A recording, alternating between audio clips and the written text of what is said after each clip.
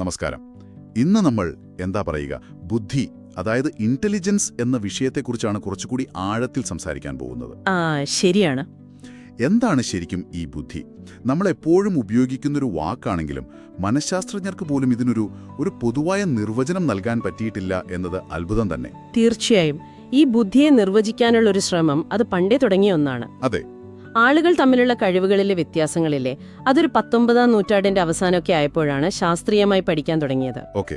അപ്പോൾ ഇന്നത്തെ നമ്മുടെ ഈ ഒരു ചർച്ചയിൽ ബുദ്ധിയുടെ പല നിർവചനങ്ങൾ, അതിന്റെ സ്വഭാവം, പിന്നെ പ്രധാനപ്പെട്ട ചില സിദ്ധാന്തങ്ങൾ, അതൊക്കെ നിങ്ങളെ ഒന്ന് പരിചയപ്പെടുത്താമെന്നാണ് വിചാരിക്കുന്നത്. ഈ നിർവചനത്തിലെ ഒരു അവ്യക്തത അത് രസകരം തന്നെയാ. 1921 ഒരു 13 പ്രമുഖ മനഃശാസ്ത്രജ്ഞർ ഒത്തുകൂടി. എന്നിട്ട് ബുദ്ധിയെ നിർവചിക്കാൻ ശ്രമിച്ചപ്പോ കിട്ടിയത് 13 തരം നിർവചനങ്ങളാണെന്ന് കേട്ടിട്ടുണ്ട്. അതെ, 13 പേർക്ക് 13 നിർവചനം. അത് തന്നെ കാണിക്കുന്നുണ്ടല്ലോ ഇതിന്റെ ഒരു സങ്കീർണത. ശരിയാണ്. എന്നാൽ ആ സർവേയിലും പിന്നീട് വന്ന ഇപ്പോൾ 1986-ൽ സ്റ്റോംബേഗും ഡെറ്റർമാനും നടത്തിയ സർവേ, 77-ൽ സ്നൈഡർമാൻ, റോത്ത്മാൻ ഇവരൊക്കെ നടത്തിയപ്പോഴും ചില പൊതുവായ കാര്യങ്ങൾ മുന്നോട്ട് വന്നിട്ടുണ്ട്. അതിലൊന്നാണ് ഈ അമൂർത്തമായി ചിന്തിക്കാനുള്ള കഴിവ്, അതായത് അബ്സ്ട്രാക്ട് റീസണിംഗ്. അബ്സ്ട്രാക്ട് റീസണിംഗ് എന്നുവെച്ചാൽ അതായത് നേരിട്ട് കാണാത്ത കാര്യങ്ങളെപ്പറ്റി ചിന്തിക്കാനും ആശയങ്ങൾ ഗ്രഹിക്കാനും ഒക്കെയുള്ള കഴിവ്. ഇപ്പോ ഉദാഹരണത്തിന് കണക്കിലെ സിദ്ധാന്തങ്ങളൊക്കെ മനസ്സിലാക്കുന്നത് പോലെ. മനസ്സിലായി.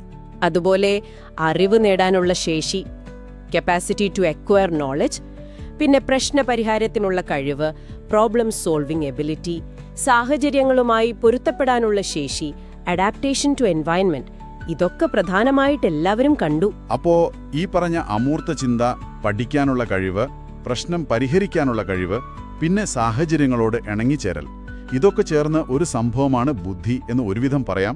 അതെ. പ്രമുഖനായ വിഷ്ലർ അദ്ദേഹം ഇതിനെയെല്ലാം കൂട്ടിച്ചേർത്ത് ഒരു നിർവചനം നൽകിയിട്ടുണ്ടല്ലോ അല്ലേ? ഉണ്ട്. വിഷ്ലറുടെ നിർവചനം വളരെ പ്രധാനപ്പെട്ടതാണ്. ലക്ഷ്യബോധത്തോടെ പ്രവർത്തിക്കാനും യുക്തിസഹമായി ചിന്തിക്കാനും പരിസ്ഥിതിയുമായി ഫലപ്രദമായി ഇടപെടാനും. വ്യക്തിയുടെ മൊത്തത്തിലുള്ള കഴിവ്. അത് കുറച്ചുകൂടി ഒരു പൂർണ്ണതയുള്ളതായി തോന്നുന്നുണ്ട്. അതെ. വിഷ്ലറുടെ നിർവചനം ഒരുപാട് സ്വാധീനം ചെലുത്തിയിട്ടുണ്ട്. പക്ഷേ നമ്മൾ സൈദ്ധാന്തികമായി ഇങ്ങനെയൊക്കെ പറയുമ്പോഴും ഇത് എങ്ങനെ കൃത്യമായി അളക്കുമെന്നൊരു ചോദ്യം വന്നു. ഓക്കെ. അവിടെയാണ് E.G. ബോറിംഗ് 1923-ൽ ഒരു പ്രായോഗിക നിർവചനം, ഓപ്പറേഷണൽ ഡെഫിനിഷൻ മുന്നോട്ട് വെച്ചത്. Operational definition. അതെ. അദ്ദേഹം പറഞ്ഞത് ഇതാണ്: ബുദ്ധി പരീക്ഷകൾ, അതായത് ഇന്റലിജൻസ് ടെസ്റ്റ്, എന്തളക്കുന്നുവോ അതാണ് ബുദ്ധി. അത് കൊള്ളാവല്ലോ. വളരെ സിമ്പിളായിട്ടുണ്ടല്ലോ. ടെസ്റ്റ് എന്തളക്കുന്നോ അതാണ് ബുദ്ധി. സിമ്പിളാണ്. ഗവേഷണത്തിനും മറ്റും ഇത് സൗകര്യപ്രദവുമായിരുന്നു. പക്ഷേ ഒരു പ്രധാന പ്രശ്നമുണ്ട് ഇതിന്. എന്താണത്? പ്രശ്നം എന്താന്ന് വെച്ചാൽ ഇത് ബുദ്ധിയുടെ ശരിക്കുള്ള സ്വഭാവം എന്താണെന്നും പറയുന്നില്ല. പകരം നമ്മൾ നിലവിൽ അതിനെ എങ്ങനെ അളക്കുന്നു എന്ന് മാത്രമേ പറയുന്നുള്ളൂ. ശരി. ഒരു തെർമോമീറ്റർ ചൂടളക്കുന്നു എന്ന് പറയണ പോലെ. അതെ. പക്ഷേ എന്താണ് ചൂട് എന്ന് തെർമോമീറ്റർ വിശദീകരിക്കുന്നില്ലല്ലോ.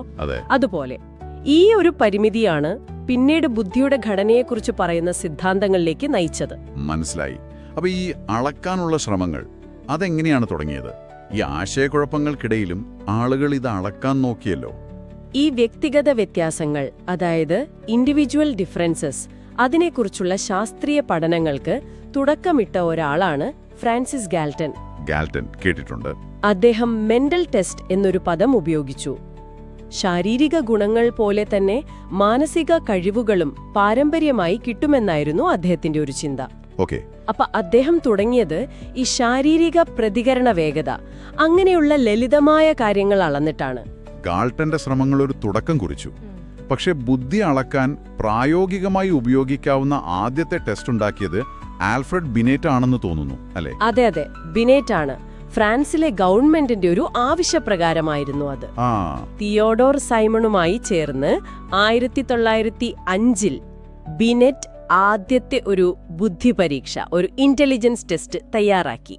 അതിന്റെ ലക്ഷ്യം എന്തായിരുന്നു? പ്രധാനമായും സ്കൂളിൽ പിന്നോക്കം നിൽക്കുന്ന കുട്ടികളെ തിരിച്ചറിയുക എന്നതായിരുന്നു. പ്രായത്തിനനുസരിച്ചുള്ള ചോദ്യങ്ങൾ ചോദിച്ച് കുട്ടിയുടെ ഒരു യുക്തിചിന്ത, കാര്യങ്ങൾ മനസ്സിലാക്കാനുള്ള കഴിവ്, അതൊക്കെ അളക്കുക.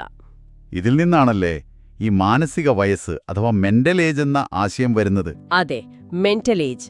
അതായത് ഒരു കുട്ടിക്ക് ശരിയായി ഉത്തരം കൊടുക്കാൻ പറ്റുന്ന ഏറ്റവും ഉയർന്ന പ്രായത്തിലുള്ള ചോദ്യങ്ങളുടെ നിലവാരം. എന്നിട്ട് ഈ മാനസിക വയസ്സും കുട്ടിയുടെ ശരിക്കുള്ള വയസ്സ്, അതായത് ക്രോണോളജിക്കൽ ഏജും തമ്മിൽ താരതമ്യം ചെയ്തിട്ടാണല്ലോ. William Stern.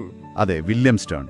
അദ്ദേഹമാണ് പിന്നീട് പ്രസിദ്ധമായ IQ, ഇന്റലിജൻസ് ക്വോഷ്യന്റ് എന്ന ആശയം കൊണ്ടുവന്നത്. കറക്റ്റ്. മാനസിക വയസ്സിനെ ശരിക്കുള്ള വയസ്സുകൊണ്ട് ഹരിച്ച് 100 കൊണ്ട് ഗുണിച്ചാൽ കിട്ടുന്ന സ്കോർ IQ. ഇത് ബുദ്ധി അളക്കുന്ന രംഗത്ത് വലിയൊരു മാറ്റം തന്നെ കൊണ്ടുവന്നു. തീർച്ചയായും. IQ ടെസ്റ്റുകൾ പിന്നെ ഭയങ്കര പ്രചാരത്തിലായി. പക്ഷെ ഓർക്കണം, ബോറിംഗ് പറഞ്ഞ പോലെ ഈ ടെസ്റ്റുകൾ ശരിക്കും എന്താണ് അളക്കുന്നത് എന്നതിനെക്കുറിച്ചുള്ള ചർച്ചകൾ അപ്പോഴും തുടർന്നു. ശരിയാണ്. അവിടെയാണ് ഈ സിദ്ധാന്തങ്ങൾക്ക് പ്രസക്തി വരുന്നത്. ഉദാഹരണത്തിന് സ്പിയർമാന്റെ ദ്വിഘടക സിദ്ധാന്തം, അതായത് Spearman's 2 factor theory. 2 factor theory അതെന്താണ്? അദ്ദേഹം പറഞ്ഞത്, നമ്മൾ ചെയ്യുന്ന എല്ലാ മാനസിക ജോലികൾക്കും ഒരു പൊതുവായ ഘടകം, ഒരു ജനറൽ ഫാക്ടർ അല്ലെങ്കിൽ G ഫാക്ടർ ആവശ്യമുണ്ട്. ഓക്കേ, ഒരു പൊതുവായ ബുദ്ധിശക്തി പോലെ. അതെ. അതോടൊപ്പം ഓരോ പ്രത്യേക ജോലിക്ക് അതിൻ്റെതായ ചില പ്രത്യേക കഴിവുകളും വേണം. അതിനെ അദ്ദേഹം സ്പെസിഫിക് ഫാക്ടേഴ്സ് അഥവാ S ഫാക്ടേഴ്സ് എന്ന് വിളിച്ചു. അപ്പോ ഒരു പൊതുവായ കഴിവും പിന്നെ ഓരോന്നിനും വേണ്ട സ്പെസിഫിക് കഴിവും. അതെ. ഈ G ഘടകമാണ് ഒരു പൊതുവായ ബുദ്ധിയായിട്ട് സ്പിയർമാൻ കണ്ടത്. പിന്നീട് ദാസ്, നാഗ്ലിയേരി, കിർബി ഇവരുടെയൊക്കെ പാസ് തിയറി പോലുള്ള പുതിയ സിദ്ധാന്തങ്ങളും വന്നിട്ടുണ്ടല്ലോ. ഉണ്ട്, പാസ് തിയറി. അവ ബുദ്ധിയെ വെറുമൊരു സ്കോറായിട്ടല്ല കാണുന്നത്, അല്ലെ? അതിനപ്പുറം ചില മാനസിക പ്രക്രിയകളായിട്ടാണ്. ശരിയാണ്. വിവരങ്ങൾ ശ്രദ്ധിക്കാനുള്ള കഴിവ്, അറ്റൻഷൻ അറോസൽ, അവയെ ക്രമീകരിക്കുന്നത്, സൈമൾട്ടേനിയസ് ആൻഡ് സക്സസീവ് പ്രോസസ്സിംഗ്, കാര്യങ്ങൾ പ്ലാൻ ചെയ്യുന്നത്, പ്ലാനിംഗ്, ഇങ്ങനെയുള്ള പ്രക്രിയകളായിട്ടാണ് പാസ് തിയറി ബുദ്ധിയെ കാണുന്നത്. ഇത് നമ്മൾ ആദ്യം പറഞ്ഞ നിർവചനങ്ങളിലെ ഘടകങ്ങളുമായിട്ട് കുറച്ചുകൂടി ചേർന്ന് പോകുന്നുണ്ടെന്ന് തോന്നുന്നു, ഈ അമൂർത്ത ചിന്ത, പ്രശ്നപരിഹാരമൊക്കെ ആയിട്ട്. അതെ. ഈ സിദ്ധാന്തങ്ങൾ ബുദ്ധിയുടെ ആ ഒരു സങ്കീർണമായ സ്വഭാവത്തിലേക്ക് കുറച്ചുകൂടി വെളിച്ചം വീശുന്നുണ്ട്. ഈ പഠനസഹായിൽ ഇതിനെക്കുറിച്ചൊക്കെ കൂടുതൽ വിശദമായി പറയുന്നുണ്ട്. അപ്പോ ചുരുക്കി പറഞ്ഞാല് ബുദ്ധിയെ നിർവചിക്കാനുള്ള ശ്രമങ്ങള്, പിന്നെ ഗാൾട്ടൺ, ബിനെറ്റ് തുടങ്ങിയവരുടെ സംഭാവനകള്, IQ എന്ന ആശയം, സ്പിയർമാനെ പോലുള്ളവരുടെ സിദ്ധാന്തങ്ങള്, ഇവയെല്ലാം നമ്മളൊന്ന് ഓടിച്ചു നോക്കി. അതെ. ബുദ്ധി എന്നത് ഒരു ഒറ്റ സംഖ്യയിൽ ഒതുങ്ങുന്ന ഒന്നല്ല എന്ന് മനസ്സിലാക്കണം. അത് പല കഴിവുകളുടെയും പല മാനസിക പ്രക്രിയകളുടെയും ഒരു സങ്കീർണമായ കൂട്ടായ്മയാണ്. ശരിയാണ്. ബോറിങ്ങിന്റെ ആ ഓപ്പറേഷണൽ നിർവചനം, അതായത് ടെസ്റ്റ് അളക്കുന്നത് എന്താണോ അത് എന്നത് പ്രായോഗികമായി ഉപയോഗിക്കാമെങ്കിലും ബുദ്ധിയുടെ ഒരു യഥാർത്ഥ ചിത്രം കിട്ടണമെങ്കിൽ ഈ സിദ്ധാന്തങ്ങളെ എല്ലാം ആശ്രയിക്കേണ്ടി വരും. തീർച്ചയായും. ഓരോ സിദ്ധാന്തവും ഈ വലിയ ചിത്രത്തിന്റെ ഓരോ ഭാഗമാണ് നമുക്ക് കാണിച്ചു തരുന്നത്. ഈ ചർച്ചയുടെ അവസാനം കേൾക്കുന്ന നിങ്ങൾക്കായി ഒരു ചിന്ത പങ്കുവെക്കട്ടെ. ഇത്രയധികം വ്യത്യസ്ത നിർവചനങ്ങളും ആശയങ്ങളുമൊക്കെ കേട്ടുകഴിഞ്ഞപ്പോൾ ഇപ്പൊ നിങ്ങളുടെ കാഴ്ചപ്പാടിൽ എന്താണ് ബുദ്ധി? നിങ്ങളുടെ സ്വന്തം കഴിവുകളെയും അതുപോലെ ചുറ്റുമുള്ളവരുടെ കഴിവുകളെയും നിങ്ങൾ ഇനി എങ്ങനെയായിരിക്കും നോക്കിക്കാണുക? ബുദ്ധിയെ ഒരൊറ്റ സംഖ്യയിലേക്ക് ചുരുക്കാൻ പറ്റുമോ? അതെ. അത് പല പല കഴിവുകളുടെ ഒരു കൂട്ടമാണോ? ഈ ഒരു വലിയ ചോദ്യമാണ് നമ്മൾ ഇന്ന് പ്രധാനമായും പരിശോധിക്കുന്നത്. ശരിയാണ്. നിങ്ങളുടെ മുന്നിലുള്ള ഈ ലേഖനങ്ങളിലൊക്കെ ചാൾസ് സ്പിയർമാൻ എന്ന മനഃശാസ്ത്രജ്ഞന്റെ ഏതാണ്ട് 1904 ഒരു പ്രധാന സിദ്ധാന്തം പറയുന്നുണ്ട്. അതെ, Spearman's 2 factor theory of intelligence. അതെ, സ്പിയർമാന്റെ ദ്വിഘടക ബുദ്ധി സിദ്ധാന്തം. ഇത് ബുദ്ധി അളക്കുന്ന രീതികളെ എങ്ങനെയാണ് സ്വാധീനിച്ചത്? എന്തായിരുന്നു ഇതിന്റെ ഒരു കാതൽ? അതൊന്ന് ലളിതമായി മനസ്സിലാക്കാനാണ് നമ്മൾ ശ്രമിക്കുന്നത്. തീർച്ചയായും. സ്പിയർമാൻ ചെയ്തത് എന്താണെന്ന് വെച്ചാൽ അക്കാലത്ത് നിലവിലുണ്ടായിരുന്ന ബുദ്ധി പരീക്ഷകളെ, പ്രത്യേകിച്ച് ബിനെ സൈമൺ രീതിയെ ഒരു കാര്യത്തിൽ വിമർശിച്ചു. ഓക്കെ. അതായത് പലതരം കഴിവുകൾ അളക്കുന്ന കുറെ ചോദ്യങ്ങൾ ഒരുമിച്ചുകൂട്ടി ഒരു സ്കോർ ഉണ്ടാക്കുകയാണ് അവർ ചെയ്തിരുന്നത്. പക്ഷേ ഈ കഴിവുകൾക്കെല്ലാം പൊതുവായി എന്തെങ്കിലും ഒരു അടിസ്ഥാനം, ഒരു ജനറൽ ഫാക്ടർ ഉണ്ടോ എന്ന് അവർ ശരിക്കും പരിശോധിച്ചിരുന്നില്ല. ശരി. അപ്പോൾ സ്പിയർമാൻ എന്ത് ചെയ്തു? കാൾ പിയേഴ്സന്റെ സ്റ്റാറ്റിസ്റ്റിക്കൽ രീതികളുണ്ട്, കോറിലേഷൻ, പിന്നെ ഫാക്ടർ അനാലിസിസ്. ഇതൊക്കെ ഉപയോഗിച്ച് കുട്ടികളുടെ പല പരീക്ഷാ സ്കോറുകൾ എടുത്ത് വിശകലനം ചെയ്തു. എന്നിട്ടോ? അദ്ദേഹത്തിന്റെ കണ്ടെത്തൽ ശരിക്കും ഒരു വിപ്ലവം തന്നെയായിരുന്നു അന്ന്. അതായത് വ്യത്യസ്ത ബുദ്ധി പരീക്ഷകളിലെ പ്രകടനങ്ങൾ തമ്മിൽ ഒരു പൊതുവായ ബന്ധമുണ്ട്, ഒരു കോറിലേഷൻ ഉണ്ട്. ഇതിന് കാരണം ഒരു പൊതുബുദ്ധി ഘടകം അഥവാ G ഫാക്ടർ ആണെന്ന് അദ്ദേഹം വാദിച്ചു. അതോടൊപ്പം തന്നെ ഓരോ പരീക്ഷയ്ക്കും അതിന്റേതായ ഒരു പ്രത്യേക കഴിവ്, ഒരു എസ് ഫാക്ടർ കൂടി ഉണ്ടെന്നും അദ്ദേഹം പറഞ്ഞു. അപ്പോ ഈ ജി ഫാക്ടറും എസ് ഫാക്ടറും എന്താണ് അതിൻ്റെ ഒരു വ്യത്യാസം? ഈ ജി എന്ന് പറഞ്ഞാൽ എല്ലാത്തരം ബൗദ്ധിക കാര്യങ്ങൾക്കും വേണ്ട ഒരു അടിസ്ഥാന ഊർജം, ഒരു മെന്റൽ എനർജി, അങ്ങനെയാണോ? അതെ, കൃത്യമായി പറഞ്ഞാൽ അതാണ് ആ ഒരു ആശയം. ചില കാര്യങ്ങൾക്ക് ഇത് കൂടുതൽ വേണ്ടിവരും, ചിലതിന് കുറച്ചു മതിയാവും. ശരി. ആളുകൾ തമ്മിൽ ബുദ്ധിയിൽ കാണുന്ന വ്യത്യാസമില്ലേ, അതിന്റെ പ്രധാന കാരണം ഈ ജി ഫാക്ടറിന്റെ അളവിലുള്ള വ്യത്യാസം കൊണ്ടാണെന്നാണ് സ്പിയർമാൻ കരുതിയത്. എന്നാൽ എസ് ഫാക്ടറുകൾ അങ്ങനെയല്ല. അവ ഓരോ പ്രത്യേക കഴിവിനും, ഉദാഹരണത്തിന് പാട്ടുപാടാനുള്ള കഴിവ് അല്ലെങ്കിൽ കണക്കുകൂട്ടാനുള്ള കഴിവ്, അതുപോലെ ഭാഷാപരമായ കഴിവ്, ഇതിനൊക്കെ തനതായുള്ള ഘടകങ്ങളാണ്. ഇപ്പോൾ ഒരു കണക്ക് പരീക്ഷയിൽ നന്നായിട്ട് സ്കോർ ചെയ്യണമെങ്കിൽ നല്ല ജി ഫാക്ടറും വേണം, അതോടൊപ്പം കണക്കിന് വേണ്ട ഒരു പ്രത്യേക എസ് ഫാക്ടറും വേണം. എന്നാൽ ഒരു ഭാഷാ പരീക്ഷയാണെങ്കിലോ അവിടെയും നല്ല ജി വേണം, പക്ഷെ എസ് ഫാക്ടർ ഭാഷാപരമായിട്ടുള്ളതായിരിക്കും. അപ്പോ ജി രണ്ടിലും പൊതുവായി വരും, എസ് മാറിക്കൊണ്ടിരിക്കും. അതെ, G is general, S is specific. Okay. അപ്പോ ഈ ജി എന്ന് പറയുന്ന ഒരു പൊതുഘടകമുണ്ട് എന്ന് അദ്ദേഹം എങ്ങനെയാണ് സ്ഥാപിച്ചത്? വെറുതെ പറഞ്ഞാൽ പോരല്ലോ, അതിനൊരു തെളിവ് വേണ്ടേ? തീർച്ചയായും അവിടെയാണ് അദ്ദേഹത്തിന്റെ രീതിശാസ്ത്രത്തിന്റെ ഒരു പ്രാധാന്യം വരുന്നത്. ഈ സിദ്ധാന്തം ഒരു ഗണിതശാസ്ത്രപരമായിട്ട് തെളിയിക്കാൻ വേണ്ടി അദ്ദേഹം ടെട്രാഡ് ഡിഫറൻസ് എന്നൊരു സ്റ്റാറ്റിസ്റ്റിക്കൽ ടെക്നിക് ഉപയോഗിച്ചു. Tetrad difference? അതെ. അതിന്റെ കണക്കുകൾ കുറച്ച് സങ്കീർണമാണ്, നമ്മൾ അതിലേക്ക് പോകുന്നില്ല.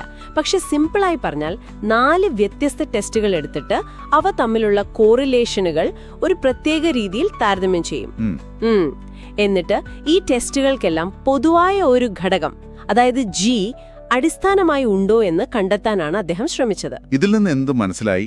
പ്രധാനമായും അബ്സ്ട്രാക്ട് റീസണിംഗ് ആവശ്യമുള്ള, അതായത് അമൂർത്തമായ കാര്യങ്ങൾ ഗ്രഹിക്കാനുള്ള കഴിവ്, കോംപ്രിഹെൻഷൻ അഥവാ മനസ്സിലാക്കാനുള്ള കഴിവ്, പ്രോബ്ലം സോൾവിംഗ്, പ്രശ്നപരിഹാരശേഷി, ഇതൊക്കെ അളക്കുന്ന ടെസ്റ്റുകളിലാണ് ഈ ജി ഫാക്ടറിന്റെ സ്വാധീനം വളരെ കൂടുതലായി കാണുന്നതെന്ന് അദ്ദേഹം കണ്ടെത്തി. ശരി. പക്ഷെ പിന്നീട് ഇതിൽ മാറ്റങ്ങൾ വന്നില്ലേ? കാരണം എല്ലാ കഴിവുകളും ഈ ജിയും എസും വെച്ച് മാത്രം വിശദീകരിക്കാൻ പറ്റുമോ? അതൊരു നല്ല ചോദ്യമാണ്. പറ്റില്ല. ചില സമാന സ്വഭാവമുള്ള ടെസ്റ്റുകൾ തമ്മിൽ, ഉദാഹരണത്തിന് ഈ വാക്കുകളുമായി ബന്ധപ്പെട്ട പലതരം ടെസ്റ്റുകളില്ലേ, ഉണ്ട്. അവ തമ്മിൽ ജി ഫാക്ടർ കൊണ്ട് മാത്രം വിശദീകരിക്കാൻ കഴിയുന്നതിനേക്കാൾ കൂടുതൽ ബന്ധം, ഒരു ഹൈ കോറിലേഷൻ സ്പിയർമാനും അദ്ദേഹത്തിന്റെ സഹപ്രവർത്തകരും പിന്നീട് കണ്ടെത്തി. എന്നിട്ട് അപ്പോഴാണ് ഗ്രൂപ്പ് ഫാക്ടറുകൾ എന്നൊരു ആശയം കൂടി വരുന്നത്. ഗ്രൂപ്പ് ഫാക്ടറുകൾ? അതെ. അതായത് ചില പ്രത്യേക കൂട്ടം കഴിവുകൾക്ക്, ഉദാഹരണത്തിന് വെർബൽ എബിലിറ്റി, വാക്സാമർഥ്യം, അല്ലെങ്കിൽ ന്യൂമറിക്കൽ എബിലിറ്റി, സംഖ്യാപരമായ കഴിവ്, ഇവയ്ക്ക് ജി ഫാക്ടർ കൂടാതെ അവയ്ക്കെല്ലാം പൊതുവായി മറ്റൊരു ഘടകം കൂടിയുണ്ട്. ഇത് ജിയെ പോലെ അത്രയ്ക്ക് ജനറൽ അല്ല, എന്നാൽ എസ് ഫാക്ടറിനെ പോലെ അത്രയ്ക്ക് സ്പെസിഫിക്കുമല്ല. ഒരിടത്തരം ഗ്രൂപ്പ് എന്ന് പറയാം. ഓക്കെ. അപ്പോ സ്പിയർമാന്റെ സിദ്ധാന്തത്തിന്റെ ഒരു പ്രധാന സംഭാവന എന്താണ്? എന്തുകൊണ്ടാണ് നമ്മൾ ഇപ്പോഴും ഇത്ര വർഷങ്ങൾ കഴിഞ്ഞിട്ടും ഇത് ചർച്ച ചെയ്യുന്നത്? അതിന് 2 പ്രധാന കാരണങ്ങളുണ്ട്. ഒന്ന്, ബുദ്ധിക്ക് ഒരു പൊതുവായ ഘടകം ഈ ജി ഉണ്ട് എന്ന് വാദിക്കുക മാത്രമല്ല, അത് ശാസ്ത്രീയമായി കണ്ടെത്താനും അളക്കാനും ഫാക്ടർ അനാലിസിസ് പോലുള്ള വളരെ ശക്തമായ സ്റ്റാറ്റിസ്റ്റിക്കൽ രീതികൾ അദ്ദേഹം ഉപയോഗിച്ചു, അല്ലെങ്കിൽ അതിനെ അടിത്തറയിട്ടു എന്ന് പറയാം. ശരി. ഇത് പിന്നീട് വന്ന ഒരുപാട് ബുദ്ധി സിദ്ധാന്തങ്ങൾക്ക്, മൾട്ടി ഫാക്ടോറിയൽ തിയറീസിനൊക്കെ ഒരു വഴികാട്ടിയായി. രണ്ടാമത്തെ കാര്യം, മനുഷ്യന്റെ കഴിവുകളെ വെറുതെ അളന്ന് തരംതിരിക്കുന്നതിൽ നിന്നും മാറി അതിന്റെ ഒരു ഘടന, അതിന്റെ സ്ട്രക്ചർ മനസ്സിലാക്കാൻ ശ്രമിക്കുന്ന ഒരു പുതിയ സമീപനത്തിന് അദ്ദേഹം തുടക്കമിട്ടു. പക്ഷെ ഇതിനെ ആരും എതിർത്തില്ല എന്നാണോ? എല്ലാവരും ഈ ജി ഫാക്ടർ അങ്ങ് അംഗീകരിച്ചോ? ഒരിക്കലുമില്ല. തീർച്ചയായും വിമർശനങ്ങളുണ്ടായി. ഇ.എൽ. തോണ്ടൈക്ക് പോലെയുള്ള പ്രമുഖർ ഈ പൊതുബുദ്ധി അല്ലെങ്കിൽ ജി എന്ന ആശയത്തെ പൂർണ്ണമായിട്ട് തള്ളിപ്പറഞ്ഞു. ബുദ്ധി എന്നത് അങ്ങനെ ഒരു ഒറ്റ ജി അല്ല, മറിച്ച് ഒന്നുമായി ബന്ധമില്ലാത്ത ഒരുപാട് പ്രത്യേക കഴിവുകളുടെ ഒരു കൂട്ടം മാത്രമാണെന്ന് അദ്ദേഹം വാദിച്ചു. ഒരു കൂട്ടം എസ് ഫാക്ടറുകൾ മാത്രം, ഏറെക്കുറെ അങ്ങനെ. പിന്നെ ജി.എച്ച്. തോംസൺ വന്നു. അദ്ദേഹം പറഞ്ഞത്, ഈ ടെസ്റ്റുകൾ തമ്മിലൊക്കെ ഒരു ബന്ധം കാണുന്നുണ്ടല്ലോ. ജിയുടെ തെളിവായി സ്പിയർമാൻ പറഞ്ഞത് അതൊരു യഥാർത്ഥ മാനസിക ഘടകമല്ല, പിന്നെയോ മറിച്ച് പല ടെസ്റ്റുകളും ഒരേപോലത്തെ അടിസ്ഥാന കഴിവുകളെ പല രീതിയിൽ സാമ്പിൾ ചെയ്യുന്നത് കൊണ്ടുണ്ടാകുന്ന ഒരു സ്റ്റാറ്റിസ്റ്റിക്കൽ പ്രതിഭാസം മാത്രമാണ് അതെന്നാണ് തോംസന്റെ സാമ്പിളിംഗ് തിയറി വാദിച്ചത്. ഓക്കെ, അതും ഒരു വാദമാണ്. പിന്നെ എൽ തേഴ്സ്റ്റൺ വളരെ പ്രധാനപ്പെട്ട ഒരു വ്യക്തിയാണ്. അദ്ദേഹം ആദ്യം സ്പിയർമാന്റെ ജിയെ നിഷേധിച്ച് 7 അടിസ്ഥാന മാനസിക കഴിവുകൾ, പ്രൈമറി മെന്റൽ എബിലിറ്റീസ് ഉണ്ടെന്ന് പറഞ്ഞു. 7 അതെ, verbal comprehension, word fluency, number facility, spatial visualisation, associative memory, perceptual speed, reasoning എന്നിങ്ങനെ.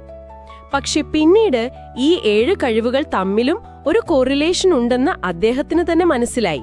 അവിടെയും ഒരു ബന്ധം വന്നു. അതെ, അപ്പൊ അദ്ദേഹത്തിനും അവസാനം ജിയെ ഏറ്റവും മുകളിൽ വരുന്ന ഒരു ഘടകമായി അംഗീകരിക്കുന്ന ഒരു ഹൈറാർക്കിക്കൽ ഘടനയിലേക്ക്, ഒരു ഹൈറാർക്കിക്കൽ മോഡലിലേക്ക് മാറേണ്ടി വന്നു. ശരി. അപ്പോ ചുരുക്കി പറഞ്ഞാൽ ഇന്ന് നമ്മൾ ഈ ചർച്ച ചെയ്തതിൽ നിന്ന് മനസ്സിലാക്കേണ്ട പ്രധാന കാര്യം, സ്പിയർമാൻ മുന്നോട്ട് വെച്ച ആ ഒരു ദ്വിഘടക സിദ്ധാന്തം, അതായത് ഒരു പൊതുവായ ഘടകം ജി, പിന്നെ ഓരോ കഴിവിനും അതിൻ്റെതായ എസ് ഘടകങ്ങൾ, പിന്നീട് അതിലേക്ക് വന്ന ഗ്രൂപ്പ് ഘടകങ്ങൾ, ഇവയെല്ലാം ബുദ്ധിയുടെ ഒരു ഘടനയെ മനസ്സിലാക്കാൻ നമ്മൾ ഒരുപാട് സഹായിച്ചു. പിന്നെ ഈ ഫാക്ടർ അനാലിസിസ് എന്നൊരു വിശകലന രീതി, അത് മനഃശാസ്ത്രത്തിൽ കൊണ്ടുവന്നത് തന്നെ ഒരു വലിയ മുന്നേറ്റമായിരുന്നു, അല്ലേ? തീർച്ചയായും അതെ. ഇത് നമ്മളെ വളരെ പ്രധാനപ്പെട്ട ഒരു ചിന്തയിലേക്ക് കൊണ്ടെത്തുന്നുണ്ട്. അതായത് ഒരു നൂറ്റാണ്ട് മുമ്പ് സ്പിയർമാൻ രൂപം കൊടുത്ത ഈ ജി ഫാക്ടർ എന്ന ആശയം ഇന്നത്തെ ലോകത്ത്, അതായത് നമ്മൾ വ്യക്തിഗത കഴിവുകൾക്കും ഓരോരുത്തരുടെയും തനതായ കഴിവുകൾക്കും ഇത്രയധികം പ്രാധാന്യം കൊടുക്കുന്ന ഈ കാലഘട്ടത്തിൽ ഈ ജി എന്ന ആശയത്തിന് എത്രത്തോളം പ്രസക്തിയുണ്ട്? ശരിയാണ്. എല്ലാത്തിനെയും അളക്കാൻ കഴിയുന്ന ഒരു പൊതുബുദ്ധി എന്നൊരു ആശയത്തിന് ഇപ്പോഴും സ്ഥാനമുണ്ടോ? ഇതൊരു നിങ്ങൾക്ക് എല്ലാവർക്കും തുടർന്ന് ആലോചിക്കാവുന്ന ഒരു കാര്യമാണ്. നമ്മൾ ഇന്ന് മനസ്സിലാക്കാൻ പോകുന്നത് ബുദ്ധിയെ അളക്കുന്നതിനുള്ള ഒരു പ്രധാനപ്പെട്ട സമീപനമാണ് പാസ് സിദ്ധാന്തം, അല്ലെങ്കിൽ പാസ് തിയറി. മുൻപൊക്കെ പല സിദ്ധാന്തങ്ങൾ ഉണ്ടായിരുന്നല്ലോ. അത് ബുദ്ധിയുടെ എന്ത് എന്നതിലാണ് കൂടുതൽ ശ്രദ്ധിച്ചത്. പക്ഷേ ഈ പാസ് സിദ്ധാന്തം അതതിന്റെ എങ്ങനെ എന്നതിനാണ് ഊന്നൽ നൽകുന്നത്, അല്ലേ? അതെ, ശരിയാണ്.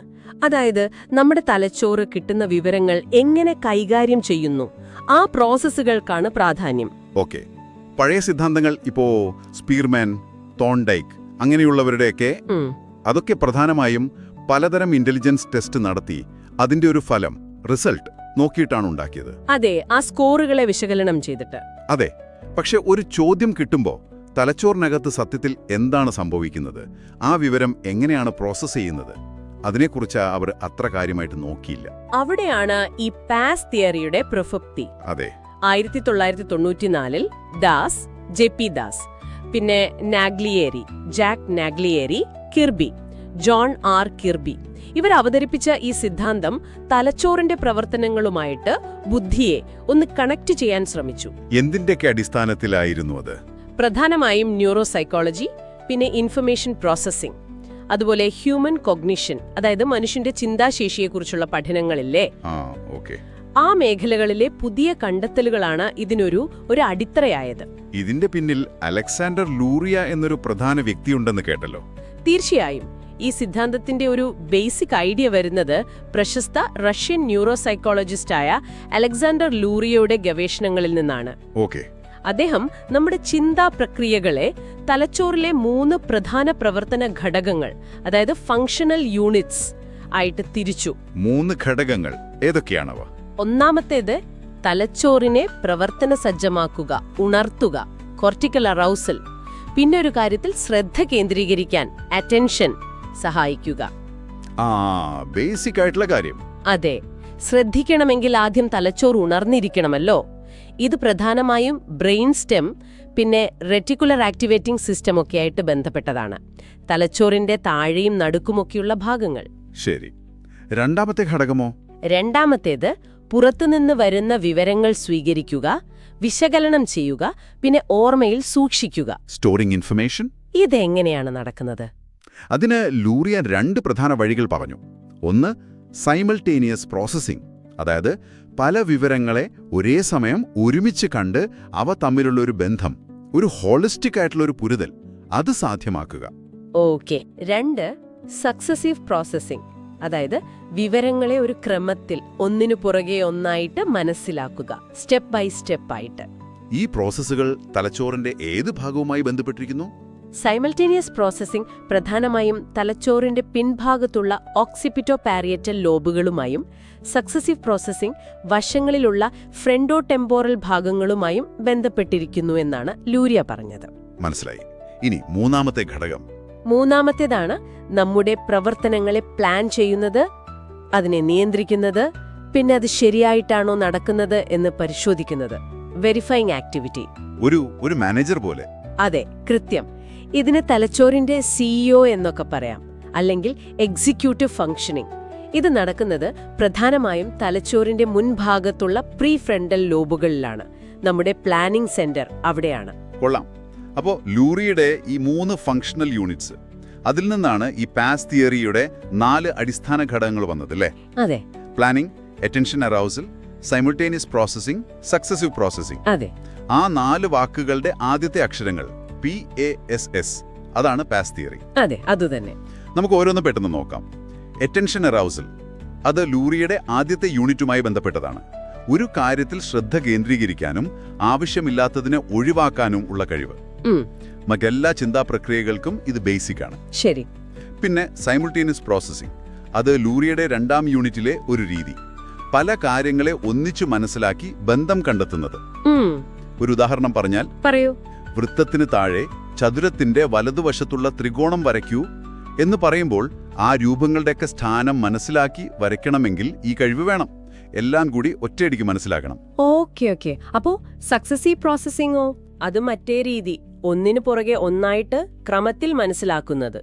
നമ്മൾ ഒരു വാചകം വായിക്കുന്നത് ഓർത്തു നോക്കൂ. വാക്കുകൾ ആ ഓർഡറിൽ തന്നെ മനസ്സിലാക്കിയാലേ അർത്ഥം കിട്ടൂ. അല്ലെങ്കിൽ നിർദ്ദേശങ്ങൾ സ്റ്റെപ്പ് ബൈ സ്റ്റെപ്പായി ചെയ്യുന്നത്. അതെ, ശരിയാണ്.